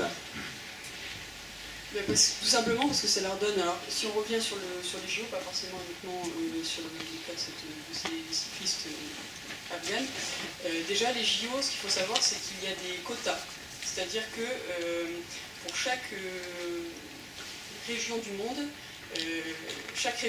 amène ses sportifs. Donc ça veut dire que c'est une des seules compétitions où même si sportivement les équipes n'ont pas forcément le niveau, par exemple, dans le cas de l'Europe ou des Américains, par exemple, et bien ces équipes-là peuvent quand même participer aux JO. Donc c'est vrai que c'est une compétition qui est importante de ce point de vue-là, quand on parle de citoyenneté nationale, de citoyenneté mondiale, parce que c'est des équipes, des pays qu'on voit peut-être pas forcément dans d'autres compétitions mondiales, parce qu'elles n'ont pas forcément le niveau qui est requis à ce moment-là. Et c'est à cette occasion-là qu'on peut voir ces sportifs et que ça leur donne un champ d'expression et une médiatisation qu'ils ne rencontreraient pas autrement. C'est vrai que il y a des cyclistes afghanes, des sprinteuses afghanes, les JO offrent l'occasion de vivre des moments comme ça qu'on ne vivrait peut-être pas dans d'autres compétitions parce que les sportifs ne seraient pas autorisés à concourir par leur performance. Donc, dans ce cadre-là, c'est vrai que ça permet aussi de mettre en évidence les disparités qu'il peut y avoir entre les différentes régions du monde et que même si on va en parler tout à l'heure d'un système de valeurs qui constitue le ciment de la citoyenneté, on se rend compte que cette question d'égalité des chances, même si les JO ont dit c'est une belle compétition, tout le monde a les mêmes chances de gagner, ça c'est à remettre en question parce que les moyens ne sont pas les mêmes dans les différents pays. Donc pour ces femmes qui sont peut-être opprimées dans leur pays, qui n'ont pas forcément le droit de pratiquer leur sport, c'est une vraie chance pour revendiquer leur identité de femme et de femme sportive. Et alors j'aimerais votre opinion sur le fait qu'on a vu récemment, par rapport à la crise des réfugiés dans différents camps, dans endroits où ils sont accueillis dans des conditions parfois difficiles, on a créé des équipes sportives. À votre avis, pourquoi finalement le sport a été choisi pour essayer un petit peu de sortir ces personnes de cette situation? Qu'est-ce que finalement le sport porte comme valeur qui pourrait permettre cette citoyenneté mondiale finalement? On dit toujours que le sport est un puissant vecteur de socialisation, on l'entend très souvent. À une échelle plus nationale, on entend très souvent que c'est utilisé dans les banlieues avec des gens qui vivent en France mais qui ne se sentent pas vraiment français, qui ne se sentent pas bien intégrés. Et donc c'est vrai que par la pratique du sport, on est amené à rencontrer des personnes qui sont différentes. On est amené à coopérer avec des personnes qui viennent de milieux différents. Moi je parle de mon milieu, on est à 15 sur le terrain, on vient d'horizons différents et c'est vrai que c'est une grande richesse et c'est aussi partager des valeurs universelles et finalement c'est ce qui constitue le ciment de la citoyenneté, ces valeurs, c'est ce qui régit nos comportements, c'est ce qui régit nos combats et à travers le sport, à travers la notion de solidarité, de l'esprit d'équipe en ce qui concerne mon sport, le respect de l'adversaire, le respect des règles qui sont universelles, c'est-à-dire que le rugby à 15 en Australie, en Nouvelle-Zélande, en Afrique du Sud, en France, c'est le même, donc c'est universel. Tout ça concourt à véhiculer des idéaux qui sont humanistes et donc à construire des citoyens français, mais aussi des citoyens du monde par la reconnaissance de ces valeurs humanistes. En ce sens, vous pensez que le sport rejoint la culture? Oui, forcément, c'est... Oui, c'est des valeurs que tout le monde partage et ça peut créer un ciment pour lier les gens les uns aux autres, partager des valeurs humanistes qui sont universelles. Merci beaucoup. Alors peut-être qu'on va prendre des questions. Alors le plus dur c'est de trouver la personne qui veut poser la première question pour réagir sur une des trois interventions. Alors on va souhaiter ce temps d'échange, donc c'est le moment. Donc je ne sais pas qui veut commencer, en revenant peut-être pourquoi pas sur une des questions posées tout à l'heure. Il y a une question ici. Merci.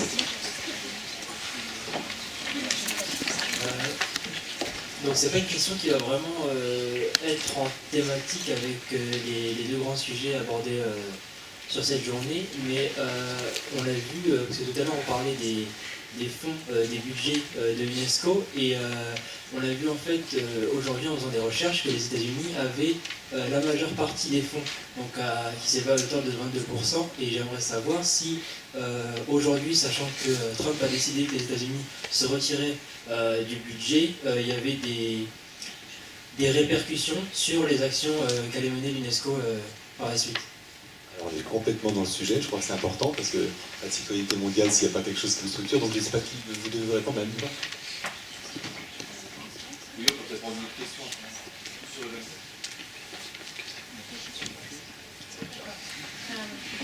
Alors, et c'est un point intéressant, la question de financement, parce que derrière des idéaux, il y a des institutions et des budgets, des individus. Et donc il y a des moyens pour réaliser ces ambitions. On est une organisation qui est d'abord une organisation qui lie des États. Et on parle d'États membres de l'UNESCO, parce que pour faire partie de l'UNESCO, il faut effectivement être admis dans la communauté, dans les groupes des États membres de l'organisation. Et en devenant membre, un pays s'engage à contribuer au budget de l'organisation.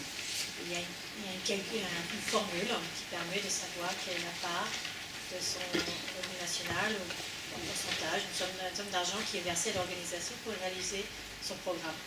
Et les Américains, M. Trump a décidé, mais ça remonte depuis plusieurs années maintenant, où ils ont déjà arrêté de payer, tout en étant membres de l'organisation, ils ont arrêté de verser leur contribution. Dernièrement, l'UNESCO, les Américains ont décidé de se retirer. Et alors, ça représente une part assez importante dans le budget, donc on a perdu dans les 22-23%. Mais ça fait quelques années, donc il y a eu des stratégies internes d'ajustement, des coupures, on a dû ajuster nos ambitions, faire des efforts, des économies. Certains pays qui sont membres de l'organisation ont fait des contributions supplémentaires, on appelle ça des fonds extra-budgétaires pour compenser la perte. Et c'est un coup dur pour l'organisation, au niveau financier c'est sûr, on perd de moyens, de capacité de réaliser, mais peut-être aussi important, sinon plus, on perd un État extrêmement important dans la communauté internationale. On a cette ambition universelle et on est fort parce que nous sommes unis et parce que nous sommes tous autour de la table de négociation.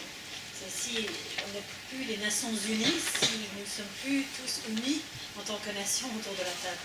Et c'est important que les 195 pays du monde se trouvent autour de la table de négociation et participent aux discussions, aux échanges culturels, techniques, dans le domaine de l'éducation, de la culture, du sport, de la communication.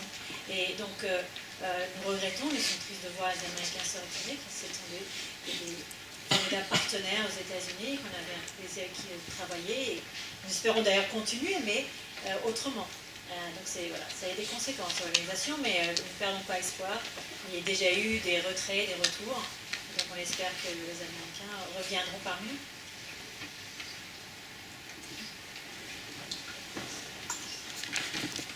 Autre question? Oui, là, monsieur le proviseur, devant vous. Je vais essayer de ne pas être trop long. On est dans un pays où a été mis en place le délit de solidarité, c'est-à-dire que l'État français est en mesure de condamner des gens qui aident des migrants, comme par exemple Pierre-Alain Manoni, qui a pris 3 mois de prison avec sursis pour avoir aidé des migrants. On est dans un pays où il y a des reconductions illégales à la frontière de migrants. On est dans un pays qui, avec l'Union européenne, finance des gardes-côtes en Libye pour empêcher les Libyens de s'enfuir alors qu'on sait qu'il y a de l'esclavage. On est dans un pays où Gérard Collomb demande au préfet d'accélérer les expulsions de migrants. Est-ce qu'on ne peut pas dire que l'État recule sur les migrants et qu'est-ce qu'on peut faire dans ce cas-là?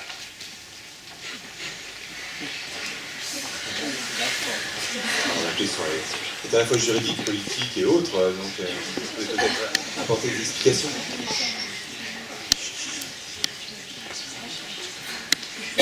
Il y a plusieurs questions. Bon, le préambule, c'est de dire qu'il peut y avoir plusieurs politiques l'accueil des migrants, des définitions des conditions dans lesquelles des étrangers entrent. Donc ça, c'est une politique définie par l'État. Il y avait plusieurs politiques défendues dans les différents programmes électoraux, les partis politiques ont des conceptions différentes. Ça. Donc, moi, je suis partisan, de manière générale, d'un accueil large des migrants. Néanmoins, aucun gouvernement et aucun État ne laisse totalement libre l'accès des étrangers. Ça n'existe pas. Ça pourrait peut-être exister, mais ça n'existe pas. Alors, reprenons certains des exemples que vous donnez pour bien montrer comment le droit, et notamment les juges, peut intervenir. C'est ça qui est intéressant. Vous parlez de reconduite à la frontière illégale. Si elles sont illégales, elles peuvent être annulées, un certain nombre le sont. Il y a des procédures d'urgence devant les tribunaux administratifs qui régulièrement annulent des reconduites à la frontière, notamment sur le fondement de la Convention européenne des droits de l'homme. Il y a un contrôle juridictionnel d'application de la loi et des conventions internationales. Alors, le cas de la Libye est intéressant, si j'ose dire, au-delà évidemment des drames humains. Comme je le disais, la Convention de Vienne garantit le droit des personnes qui demandent l'asile en tant que persécutées, que leur situation soit examinée. Donc il y a en France un certain nombre de gens qui demandent l'asile. Dès qu'elles demandent l'asile politique, elles ont un papier qui leur donne le droit de rester en France jusqu'à ce que leur situation soit traitée. Donc la situation, la demande d'asile est examinée par un organisme paritaire qui s'appelle l'OFPRA. Quand la décision est négative, elle peut être attaquée devant une cour qui s'appelle la Cour nationale du droit d'asile, qui annule un certain nombre de donc, pour être reconnu comme réfugié politique, il faut démontrer qu'on subit des discriminations. Donc, il est évident que des Libyens qui démontreraient ou dont on pourrait penser, parce que la démonstration n'est pas toujours facile, qu'ils sont victimes de mauvais traitements à plus forte raison d'esclavage dans leur pays, auraient le statut de réfugié. Alors ce que vous dites, c'est important, c'est que, évidemment, comme on les empêche d'arriver, ils ne sont pas dans la situation de déposer cette demande. Alors, le gouvernement actuel, que moi je ne suis pas chargé de défendre, mais je donne un fait objectif, souhaite, et c'est quand même pas, je crois, une mauvaise idée, même pour la protection des réfugiés, que la situation des demandeurs soit examinée, quand c'est possible, dans le pays, sur un point qui soit neutre, disons, à proximité du pays d'origine, pour éviter ce qui est un autre fléau, quand même, peut-être pas du niveau d'esclavage, mais qui est aussi considérable, les manipulations des passeurs, qui font du trafic en faisant venir en Europe, et pas seulement en France, des personnes dont ils savent pertinemment qu'ils n'auront pas le statut de réfugiés, qu'ils auront des difficultés à venir économiquement, et à qui ils commencent à enlever toutes leurs ressources pour cette raison. Donc, la politique d'accueil des étrangers, c'est un sujet difficile. Encore une fois, il y a plusieurs politiques possibles.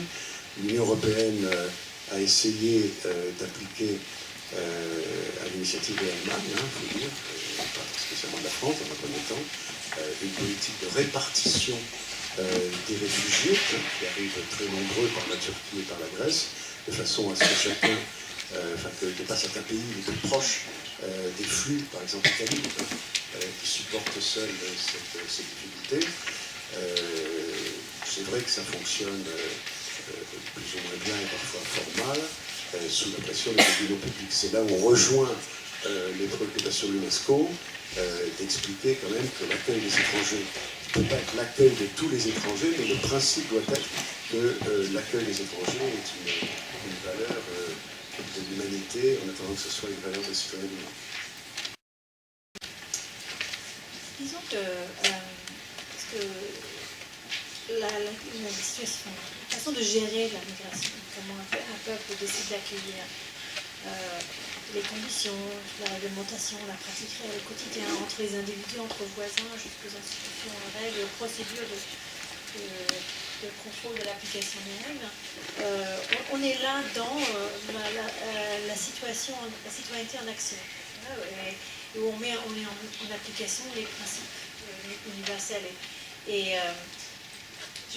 disons que on parle de citoyenneté mondiale, et il s'agit au-delà de ces grands principes, c'est de s'assurer que les citoyens participent à ce dialogue, à ce contrôle citoyen, qui est un contrôle démocratique des procédures d'application des règles, de formulation des règles, qui est une presse libre, transparente et plurielle, qui rapporte sur les faits et les violations, qui est une société civile dynamique, active, avec des droits protégés. Enfin, c'est un ensemble de conditions comme ça qui font que la citoyenneté mondiale peut se définir et se construire. Donc, la migration n'est pas un facteur bloquant, que ce soit des réfugiés ou une migration de travailleurs, qui est normale et courante depuis des siècles, mais ce sont des défis. On appelle ça plutôt des défis, un tas d'autres défis aussi, qui doivent être saisis par des individus et des institutions. Et c'est la façon de gérer ces problèmes qui sont la démonstration d'une citoyenneté, d'ailleurs même nationale, saine et constructive. Voilà. Je verrais ça plutôt comme ça. Je suis d'accord avec ce qu'a dit Lydia. Je vais juste ajouter un point. C'est presque une question à l'UNESCO. La citoyenneté mondiale n'implique pas nécessairement la disparition des nationalités. C'est deux concepts différents. On peut souhaiter une société mondiale où il n'y a plus d'étrangers, ce qui suppose un gouvernement mondial. Et on peut avoir une citoyenneté mondiale où il y a une unité des valeurs, des reconnaissances. Enfin, je sais pas. C'est pas exactement le même concept en tout cas. Deuxième point, je reconnais que la politique européenne et nationale d'accueil des étrangers suscite beaucoup de difficultés, il fait beaucoup de drames. Il faut quand même reconnaître l'avancée que constitue par exemple la libre circulation au sein de l'espace européen. Par exemple, alors ça crée aussi des problèmes, mais on les assume. Par exemple, les Roms, population souvent rejetée. Maintenant, il y a eu un délai depuis l'adhésion de la Roumanie et de la Bulgarie à l'Union européenne. Maintenant, ils circulent librement dans l'espace économique. On voit bien les réactions, mais ça, c'est la caractéristique d'une avancée. Donc après, on peut imaginer avant la libre circulation mondiale, par exemple, c'est un concept aussi, l'euro-méditerranée. Bon, pour l'instant, la Méditerranée, c'est une frontière. C'est terrible, parce que on voit l'arrivée des migrants économiques, on voit l'arrivée des terroristes, et les touristes ne traversent plus la Méditerranée en gros. Bon. Et longtemps, la Méditerranée, au contraire, a été un ensemble. La frontière, elle était à l'extérieur de la Méditerranée. C'était ça l'ensemble de civilisation. Donc tout change vite, pour le pire ou pour le meilleur. On peut très bien imaginer que dans 20 ans, on ait un espace de libre circulation de part et d'autre de la Méditerranée. Je crois que c'est vraiment en créant ces espaces de solidarité, avec des valeurs de plus en plus communes, avec des niveaux de vie qui se rapprochent, qu'on va peu à peu créer cette citoyenneté du monde. Ce n'est pas d'un seul coup pour l'ensemble. Il y a trop de différences de conception du monde, de niveau de vie, et il y a quand même le poids de l'histoire. Ajouter à ça, si possible, il y avait indirectement une question, et ça renvoie à une des questions que quelqu'un a posées ici. Donc, il n'y a pas de la fédération des États du monde, et est-ce que la citoyenneté du monde va remplacer la citoyenneté nationale? J'ai pu voir ça dans un des groupes. C'est vraiment peut-être prendre un instant là-dessus, parce que c'est important. Alors déjà, pour l'UNESCO, cette idée de citoyenneté mondiale ne se substitue absolument pas à la citoyenneté mondiale. Ne cherche pas, n'a pas cette ambition, et je dirais même au contraire. C'est-à-dire qu'en tant que Nations Unies, composée d'États, n'existant qu'à travers finalement la volonté des États, leurs représentants, la citoyenneté mondiale suppose une citoyenneté nationale qui est en mesure de garantir les droits et les aspirations d'une citoyenneté mondiale. Alors, on peut être apatride et citoyen mondial, c'est sûr, mais quand même avec des capacités restreintes quand même. Parce qu'effectivement, jusqu'à nouvel ordre, les États définissent les frontières et tout un tas de distributions de protection sociale, d'éducation, de santé, de protection, de sécurité, et que seul l'État est en mesure de faire. Et on a une citoyenneté mondiale qui est efficace, qui peut garantir les conventions internationales sur les migrants, garantir les droits internationaux des femmes, lutter contre l'extrémisme violent, etc. Et pour le changement, pour la fin du changement climatique, etc. Mais que dans la mesure où on a des États qui fonctionnent avec des citoyennetés nationales démocratiques. Donc c'est certainement lié. Et encore une fois, il n'est certainement pas dans l'ambition ni des Nations Unies, de manière générale, et c'est encore moins dans l'idéologie de la cité mondiale, de chercher ni même à construire un gouvernement du monde. C'est que parce que là, c'est la diversité de nos États et de nos cultures qui sont consubstantielles à ce que c'est peut-être humain. On n'est pas nié cette humanité. C'est pas possible. Donc, voilà. Et on est vraiment au loin de ce projet d'un gouvernement.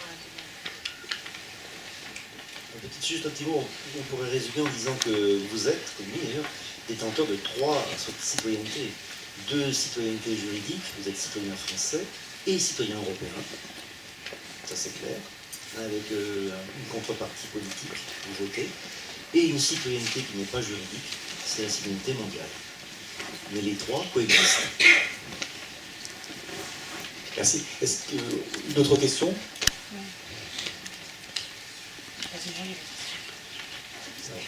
Oui, ici.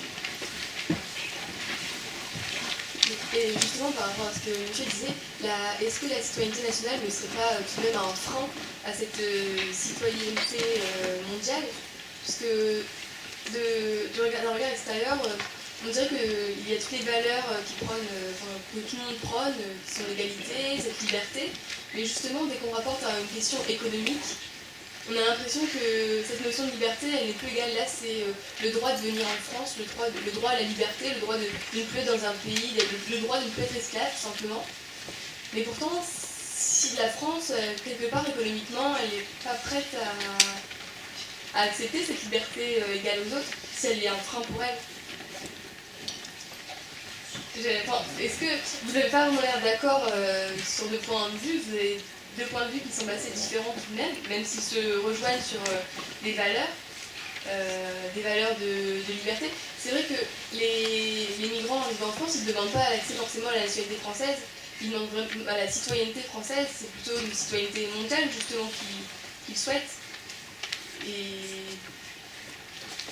Moi j'adhère à la notion de citoyenneté mondiale au sens de l'UNESCO. Il faut aussi partir d'un certain nombre de réalités pour la transformer. Donc les personnes qui viennent en France et qui n'ont pas la nationalité française, elles sont étrangères. Sinon alors il faut supprimer la nationalité française et faire une nationalité européenne, par exemple, ce qui arrivera peut-être un jour. Donc ils sont étrangers, donc on peut dire que si je vous comprends bien, en tant qu'ils sont citoyens du monde, c'est-à-dire qu'ils sont humains, tout simplement, on doit leur reconnaître des droits. Donc ces droits, on leur reconnaît. Les conventions internationales reconnaissent que les étrangers ont des droits. Alors après, le problème, c'est l'étendue des droits. La liberté d'aller et de venir, la liberté de s'établir, la liberté éventuellement de voter. Donc les réfugiés, on met à part, s'ils ont le statut reconnu, ça convient, il n'y a pas de difficulté. Alors après, le problème, c'est les migrants économiques. Les migrants économiques hors Union européenne sont autorisés. Il y a une procédure qui passe par l'Office d'immigration. On est importateur de main-d'œuvre, on est demandeur de main-d'œuvre étrangère. Donc, la question qui est posée, c'est que la France a établi ses règles, et donc les personnes qui ne passent pas par cet organisme, qui ne respectent pas ces règles, est-ce qu'on les accueille néanmoins?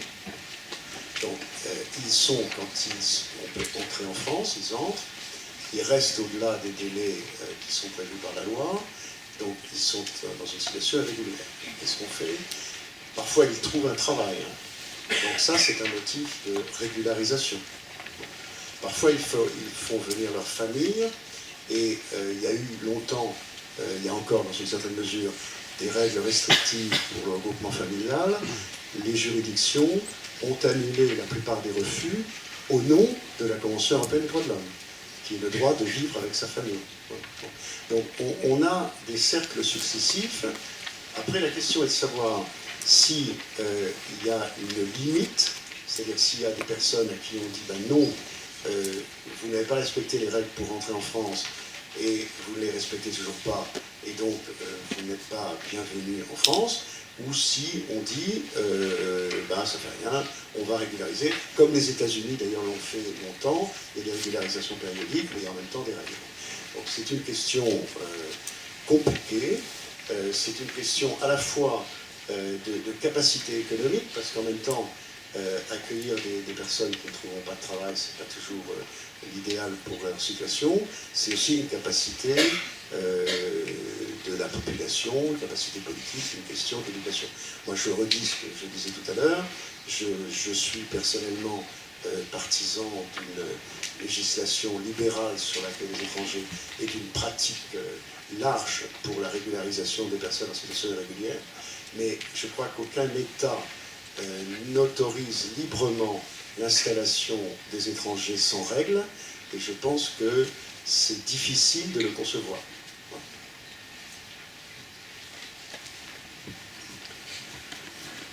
Est-ce qu'au sein de l'UNESCO, cette question est soulevée à travers justement un travail autour de la culture, pour justement faire évoluer les mentalités autour de la question de réfugiés, de la place des femmes? Est-ce que il y a tout un programme de formation, ou même pour faire évoluer certains États qui participent à l'UNESCO et qui n'ont peut-être pas des législations qui sont, on va dire, très ouvertes sur ces questions-là?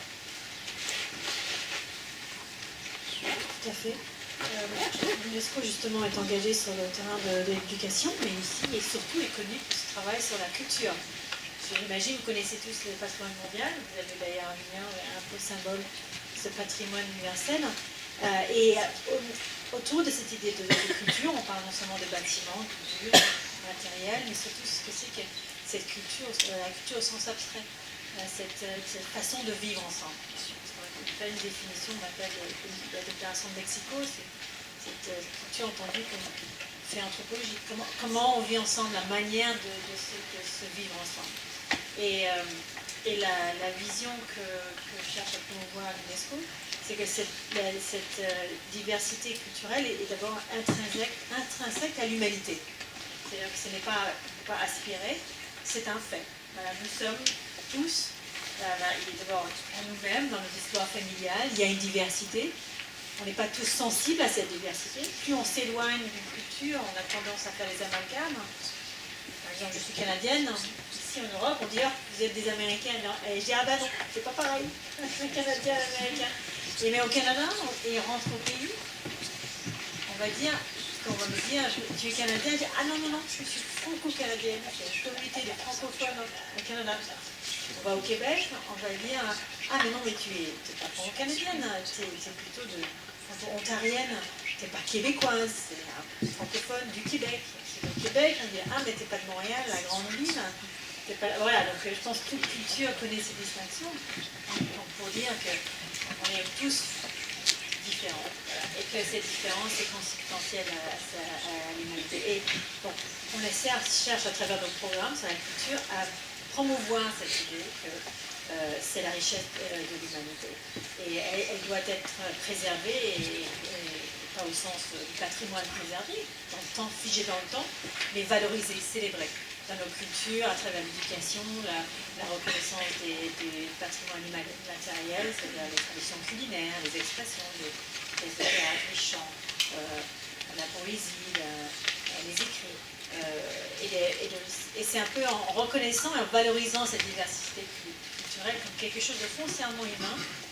Si on y pense un peu, on se dit que c'est ça qui nous rapproche. Parce que entre moi et quelqu'un de Namibie, on va dire mais qu'est-ce qu'on a en commun? Mais si on cherche un peu, au fond, il y a toujours, malgré ces différences apparentes en superficie, on a quelque chose en commun. On est quelque part de la même tribu. Les tribus des amateurs de vin, par exemple. Les tribus des passionnés d'un sujet ou de la même religion. Il y a des co-religionnaires, en Amérique latine, en Afrique, en Asie. On peut parler la même langue, dans les mêmes communautés, et d'autant plus avec les phénomènes de migration, de globalisation, les populations, les traditions. Donc, effectivement, on a cette idée, c'est ce qu'on appelle en anglais le soft power. Non seulement le pouvoir dur militaire ou l'action économique, mais c'est par l'esprit. Les métiers, les domaines de l'esprit, la culture, les arts, l'organisation. On cherche à valoriser cette différence et on espère surmonter ces préjugés. Je peux rajouter que l'UNESCO est un point d'équilibre entre la reconnaissance de la diversité, inévitable, mais tout en affirmant l'universalité des valeurs. C'est-à-dire qu'il ne faut pas sombrer dans ce qu'on appelle aujourd'hui, vous avez vu dans les journaux, où les professeurs vous en parlé, du relativisme absolu. Parce que le relativisme absolu est dangereux.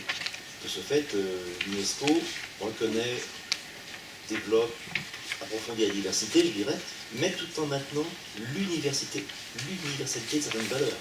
Liberté d'expression, respect de la dignité humaine, tolérance et autres. Et le principe, je dirais, comme je l'ai dit ce matin, intangible. Nous sommes divers dans la reconnaissance universelle de certains principes universels. Donc c'est un point d'équilibre. Alors moi j'aimerais revenir sur la question des mentalités parce que vous en avez parlé. Il y a une question aussi qui mettait en tension la nécessité de faire des lois et la question des mentalités. Alors, la mentalité c'est quelque chose qui a une très grande inertie. C'est-à-dire que pour changer, ça se compte, je pense, en générations. C'est-à-dire qu'aujourd'hui, on a parlé d'un système de valeurs, voilà, des valeurs qui sont humanistes, universellement reconnues dans le cadre de la citoyenneté internationale. Faire évoluer les mentalités, c'est pas simplement reconnaître des valeurs. Je pense qu'ici, on est tous d'accord dans le cadre de l'égalité homme-femme, je pense qu'on est tous d'accord pour dire qu'il faut que les femmes et les hommes soient égales. Après, effectivement, ça suffit pas. Et aujourd'hui, être citoyen, c'est pas simplement affirmer ces principes, c'est aussi, dans ce que vous véhiculez, c'est aussi agir en société pour faire changer les choses. C'est-à-dire que si ça reste des mots, effectivement, les mentalités ne changeront pas. Donc, ça sera très difficile, ça mettra encore plus de temps. On a vu tout à l'heure, il y a eu beaucoup de lois successives en ce qui concerne la question de l'égalité homme-femme. Et aujourd'hui, on voit que dans la réalité, cette égalité n'est pas atteinte. Donc c'est vraiment à vous, et c'est la question de l'éducation est centrale là-dedans à mon sens. Et je parle en connaissance de cause puisque je suis professeur de PS. J'ai des élèves comme vous tous les jours devant moi. Et j'enseigne une matière qui, jusqu'il y a 10 ans, était source d'inégalité de réussite entre les filles et les garçons de 2 points. Et quand on demandait aux filles est-ce que vous trouvez normal de moins bien réussir que les garçons de PS, elles trouvaient ça normal. Parce que voilà, on est ancré dans des stéréotypes qui font que voilà, la fille est reconnue comme étant moins sportive, comme étant moins sportive, comme étant plus faible. Et ça, c'est des choses qui sont... Il faut vraiment en prendre conscience. Parce que là, on rejoint les questions du genre. On a vu tout à l'heure apparaître le genre. Et en fait, le genre, je ne sais pas si vous savez exactement ce que c'est. Alors, on entend la théorie du genre. Le genre, ce n'est pas une théorie. C'est un concept sociologique qui permet d'expliquer les différences entre les hommes et les femmes qui ne sont pas dues au biologique. C'est-à-dire tout l'aspect socialisation. Et ça, c'est des choses qui sont très... c'est de l'ordre de l'inconscient. Et donc il faut vraiment prendre conscience de ces différences, il faut prendre conscience des stéréotypes des fois qu'on véhicule quand on dit à quelqu'un tu cours comme une fille. Voilà. C'est quelque chose, ça paraît anodin comme ça, mais c'est toutes ces petites choses qui font qu'aujourd'hui les mentalités elles ont du mal à évoluer. Donc il faut vraiment être conscient de ça et être conscient que voilà, être citoyen c'est aussi agir et c'est aussi essayer de transformer les choses par nos comportements.